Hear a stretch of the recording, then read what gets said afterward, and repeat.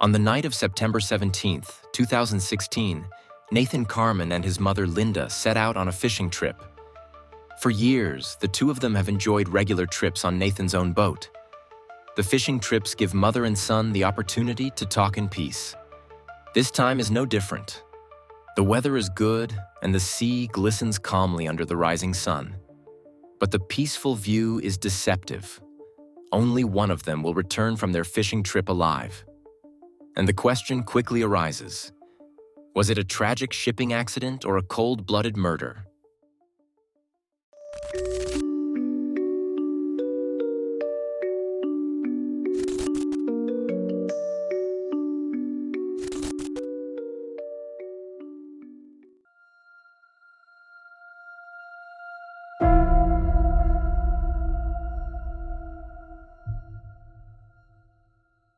Nathan Carman was born on January 21, 1994.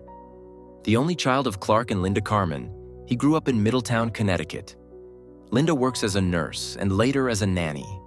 Clark is a technician in the U.S. Air Force and earns enough to provide for his family. However, he and Linda soon separate, and Linda has to raise Nathan on her own, as Clark shows no interest in his own son. During her time as a nurse, Linda also comes into contact with people with autism, which enables her to recognize the first signs of this developmental disorder in her son at an early stage. At the age of 5, Nathan is diagnosed with Asperger's autism. As a quiet and reserved child, he finds it difficult to make friends with his peers. His limited social skills quickly become a source of amusement for his classmates, and Nathan is repeatedly subjected to severe bullying over the next few years. His home becomes a safe haven for Nathan. He feels particularly comfortable around adults and develops a very close relationship with his grandparents. His grandpa John is like a father to him. Nathan spends every free minute with him and looks up to him as his role model. John is also the reason why Linda and Nathan never have to worry about money. Linda's father owns numerous properties and has built up a fortune of around $44 million through his work in the real estate industry. He has always been generous and likes to support those less fortunate than he is. His regular donations have earned him a high reputation in the city. John is especially well known for his great love of Christmas. Every year, his lavishly decorated property attracts numerous people who come to admire the colorful lights and figures. But there is one thing John loves even more than Christmas: his grandson Nathan. He is his everything. John sets up an account for him with $400,000, which remains a secret between John and Nathan. Since Nathan loves animals more than anything, John gives him a horse when he is very young. Nathan names the horse Cruz, and it becomes his most loyal companion over the years. When the bullying at school gets to be too much, Cruz is a calming influence that gives him strength. When Nathan gets older, John gives him a truck and a boat. While the relationship between grandfather and grandson always remains good, his other social relationships deteriorate. Nathan and Linda clash more and more often. Their relationship continues to deteriorate, and at school, the teenager suffers more and more from the hostility of his classmates. In high school, the bullying against Nathan continues to increase. Some of his classmates particularly enjoy the fact that he flies into a rage so easily. On the other hand, some of them rightly criticize him and want nothing to do with him because of his behavior and political views.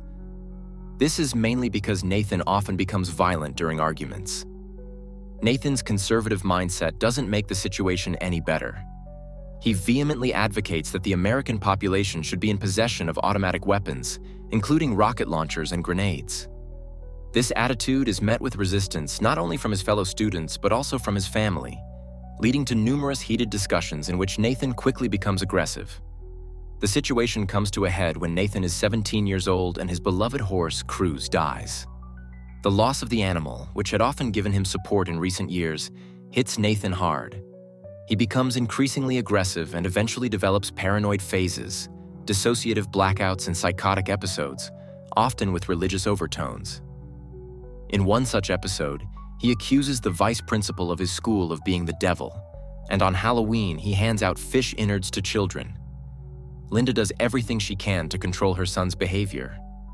But Nathan reacts with even more aggression and rejection. Finally, He simply stops talking to his mother, and from then on only communicates with her via notes. Sometimes he becomes so aggressive that Linda is afraid of her own son. Her then-boyfriend once said to her, "He'll slit your throat one day while you're sleeping." Linda suffers so much from Nathan's behavior that she develops depression and tries to distract herself with gambling, which quickly becomes an addiction. This only makes her already strained relationship with her father John worse. Linda not only gambles away the money she has received from her father, but also draws on savings that were actually intended for Nathan. When she uses money from a trust fund for Nathan, an argument escalates between Linda and John, during which she becomes violent towards him. From that moment on, their relationship cannot be repaired. Despite all these challenges, Linda's greatest concern remains Nathan. Since his behavior does not improve, she sees no other option than to have him admitted to a psychiatric hospital. This causes Nathan to develop a strong hatred for his mother. During his stay, he consistently refuses contact with her and only allows his grandparents to visit. When he is released after some time, there is a surprise. The final report states that Nathan is neither schizophrenic nor psychotic. This could mean that there were no blackouts during his stay, but it is also possible that he only pretended to have the psychotic episodes. In any case, Nathan continues to behave the same way at home after his release. He remains aggressive, especially towards his mother. After Linda contacts social services, Nathan disappears without a trace, leaving a note blaming everyone except John for his situation. It takes 4 days before Nathan is found 600 miles from home in a grocery store in a small town in Virginia. He's carrying a photo of himself with his horse and a lock of hair from Cruz's mane. In her desperation, Linda makes a last-ditch effort by sending Nathan to a behavioral therapy camp for difficult teenagers in 2012. At this point, he's 18 years old. Although the camp is difficult for Nathan and, according to him, also traumatic, he seems to be doing better after his return. He seems calmer and more balanced. He spent the last few months before his stay at the camp in a trailer in front of Linda's house because he actually wanted to move out, but his mother didn't allow him to. Now that he is doing better, he's temporarily moving into a shared flat with his cousin and plans to move into his grandfather's house in New Hampshire soon after. With his grandfather's help, he's also starting to work in real estate. It seems as if peace is finally returning to Nathan's life. But the joy is short-lived, because just a year later, his beloved grandfather is murdered.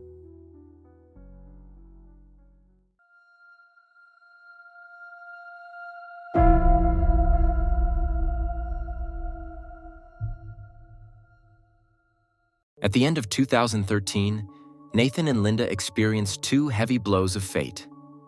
In November, John's wife Rita died of lung cancer. In the weeks that followed, John was inconsolable. On December 19th, he went out for dinner with Nathan that evening. The next morning at around 8:30, John's daughter Elaine found the 87-year-old shot dead in his bed. 3 shots to the head and back killed him. Only 5 days before Christmas, his favorite holiday. The investigators are faced with a challenge because there are only a few clues to the perpetrator. No traces were left behind, and even the bullet casings were collected after the crime. However, it is quickly suspected that John was murdered by someone close to him, as there are no signs of a break-in at the house and nothing was stolen. Suspicion initially falls on Linda, especially due to her difficult relationship with her father, which was exacerbated by her gambling addiction. Since she has already become violent towards him once and would benefit greatly from the inheritance, the investigators suspect her of the murder. Linda describes her father as manipulative. She says she always feared that he wanted to manipulate Nathan to get him on his side. However, she vehemently denies murdering him and also passes a lie detector test. Next, the investigators turn their attention to Nathan. At first, they have no idea why Nathan would kill his grandfather, since he always looked up to him and was always supported by him. But the more the investigators look into Nathan and his relationship with his grandfather, the more realistic this theory seems. John had threatened Nathan that he would stop giving him money if he didn't graduate from college. Nathan had recently failed several courses, which may have disappointed John. Nathan was also the last person to see John alive. The two had dinner together, and no one knows where Nathan went after that. He himself refuses to comment on the matter. He had originally planned to meet his mother at 2 a.m. to go fishing with her. However, he did not show up and did not contact Linda until 4 a.m. A neighbor also claims to have heard a gunshot coming from John's house at exactly 2 a.m. that morning. On the day of his grandfather's death, Nathan also removed the GPS chip from his car, making it impossible to track his whereabouts on the night of the crime. He also refuses to make any statement on this and declines a polygraph test. In the course of the investigation, a total of 11 people come under suspicion. Nathan is the only one who refuses a polygraph test. There is further evidence pointing to Nathan as the possible culprit. For example, after the murder, he removes the hard drive from his laptop. A few weeks before the crime, he contacts the lawyer of his grandfather's trust company by email to ask some questions and to express his financial interest. A month before the crime, Nathan purchases a rifle of the same caliber as the one used to kill John. After the crime, the weapon suddenly can no longer be found. Nathan claims to have lost it and says he has no idea where it is. Despite extensive searches, the weapon remains missing. During a search of Nathan's apartment, investigators come across strange handwritten notes about improvised explosive devices and information about rifles. The murder of John remains unsolved, though. Nathan remains a suspect, but he cannot be proven guilty because there is no evidence and the murder weapon cannot be found. Nathan inherits $550,000 from his grandfather. But the chain of strange events does not stop there. Not even 3 years later, another mysterious death occurs in Nathan's immediate vicinity.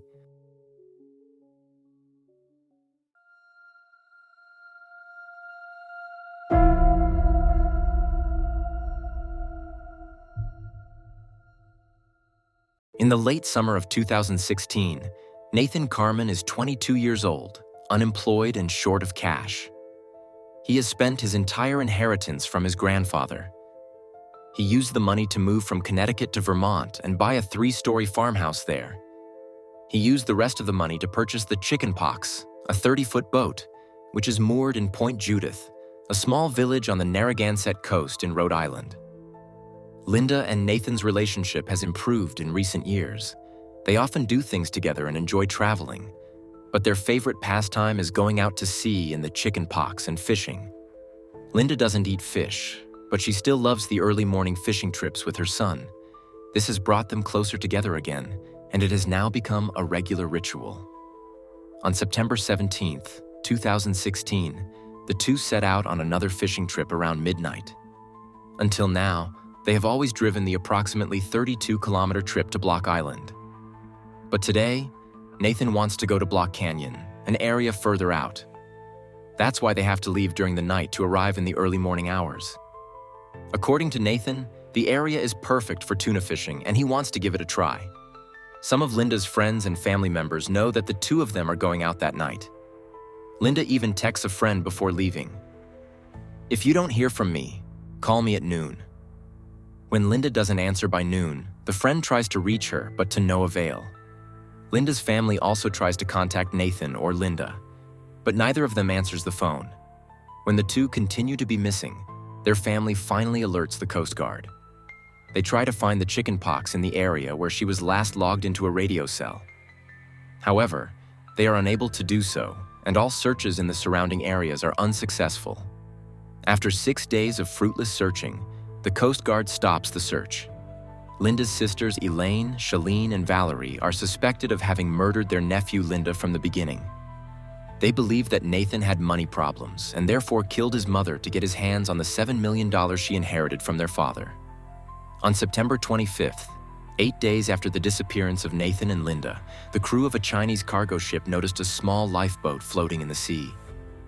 Inside was a man calling for help. It was Nathan Carman.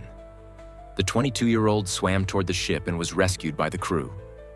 He told the Coast Guard what had happened. "Mom and I, 2 people, me and my mom, were fishing at Block Canyon, and that's when I heard a strange noise in the engine compartment. I looked up and saw a lot of water. I couldn't see my mom." Nathan goes on to say that he and Linda reached their destination at Block Canyon. The morning had been beautiful. But the problem started around noon. He had heard a strange noise and seen water running into the boat. At first, he had tried to find and repair the problem himself, but the boat had already started to sink, which he hadn't noticed at first. Then he had quickly thrown the self-inflating lifeboat into the water and jumped after it. He hadn't seen his mother when he turned around. There were life jackets on board, but neither of them was wearing one. Nathan asks if they found his mother. The Coast Guard says no, and that they assume she did not survive. The police wonder how Nathan was able to survive for all those days. His life raft is equipped with an emergency kit. It contains protein bars, water, and a filter for salt water. Nathan is brought to Boston for further questioning. He makes a strange impression on the investigators, as he appears completely emotionless, which is rather unusual after 8 days on the open sea and the loss of his mother. Of course, this behavior could also be due to his autism. Nathan also speaks very monotonously and shows few emotions. When he's driven home in the evening, reporters are already gathering everywhere. The disappearance of mother and sons has made big waves, and everyone now wants to conduct a first interview with Nathan. He actually agrees to this shortly afterwards and says, "I want to thank the public for praying for my mother and me. I've been through quite a lot, and I'd like to ask for some time to grieve in private." Here too, Nathan comes across as unemotional and distant. In the days that follow, the investigators notice that not only Nathan's behavior, but also his entire story seems strange. They call in experienced fishermen for help, and they all say the same thing. Nathan's plan to fish for tuna at Block Canyon seems very unrealistic. It's hardly possible for two people to pull the big fish out of the water, and the chicken pox is not designed to go that far out to sea. For this reason, Linda did not want to go along at first. But Nathan finally persuaded her. Besides, Nathan never made an emergency call over the radio system. The system was still functional and operational until the ship sank completely. And sending an emergency call would have only taken a few seconds. Nathan says that he did not realize that they were sinking. He sent his mother to the back to collect the rods, and when he realized that they were sinking, it was already too late. "I didn't know we were sinking. I knew we had a problem. But I didn't know we were sinking until we sank," Nathan later testified. According to him, only 4 minutes had passed from the beginning of the problems to the complete sinking. However, several witnesses report that Nathan had been tinkering with his boat the day before the fishing trip. A man who owns a boat that is moored very close to the chicken pox even approached him and asked what he was doing. Nathan said that he was just removing a few stabilizing parts. The man was very surprised about this because Nathan had drilled 2 holes in the boat that were close to the waterline and through which the boat could have sunk. When asked about this, Nathan admits that he drilled the holes and says that he needed them to dismantle the stabilizing parts and that he then sealed them with a special adhesive so that no water could get in. Experts consulted about the lifeboat doubt that Nathan spent 8 days in it. He was doing quite well when he was found and did not give the impression of having been adrift in the ocean for more than a week. Besides, the currents would have carried him in a different direction. Therefore, they suspect that Nathan may have gone ashore somewhere and only went out to sea in the lifeboat on the 8th day to stage his rescue. The rest of Nathan's family also doubts his statements. His aunts never want to speak to him again and do not show up at the funeral service organized by Nathan. And some other family members are also convinced that the 22-year-old murdered his own mother in cold blood. Nathan says, "It would be great to have people around me who are happy that I'm still alive, who support me and help me process my mother's death. I would like to have a family. I want them to be part of my family. It feels like I don't have a family."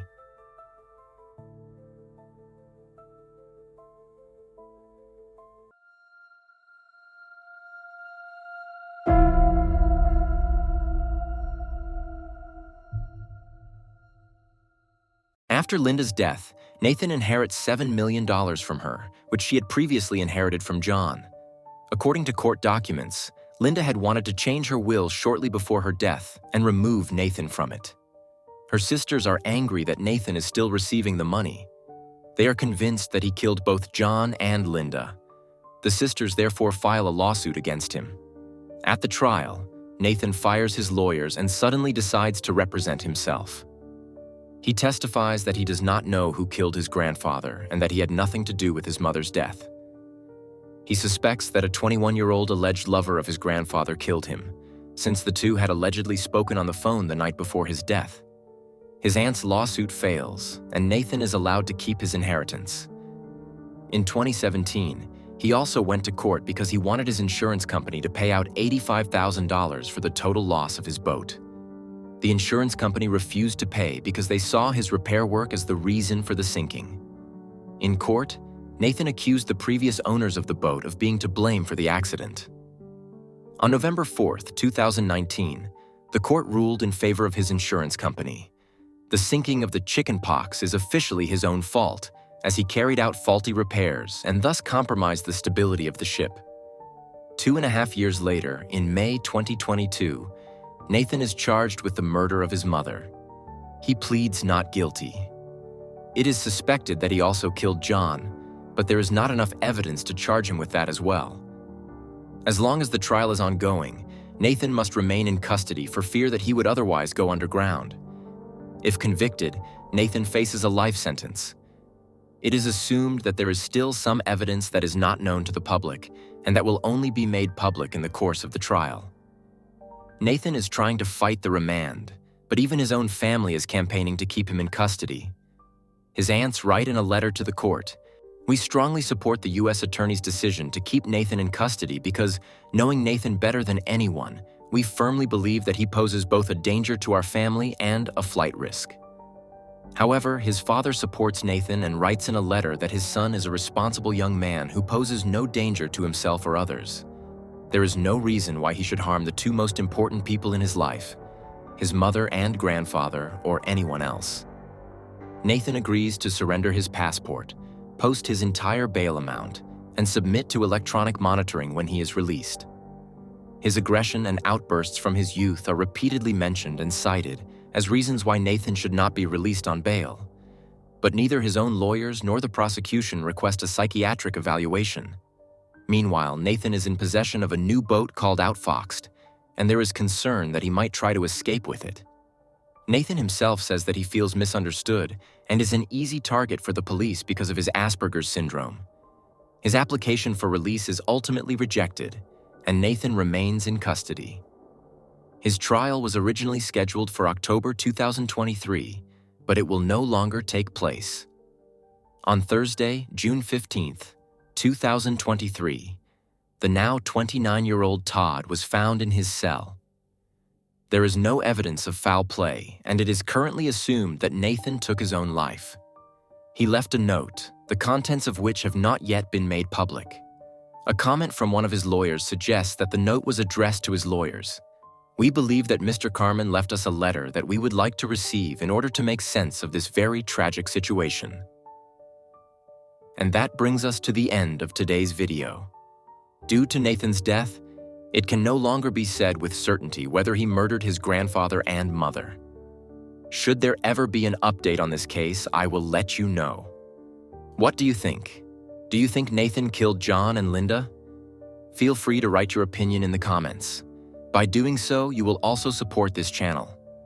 If a video gets a lot of engagement soon after uploading, it's more likely to be suggested to people who haven't yet subscribed to Insolito. Also, remember to subscribe to the channel and activate the bell. Otherwise, there is not much left to say. I thank you for watching and wish you a good morning, noon, or evening, depending on when you watch the video, and hope to see you again in the next video. Until then, ciao folks.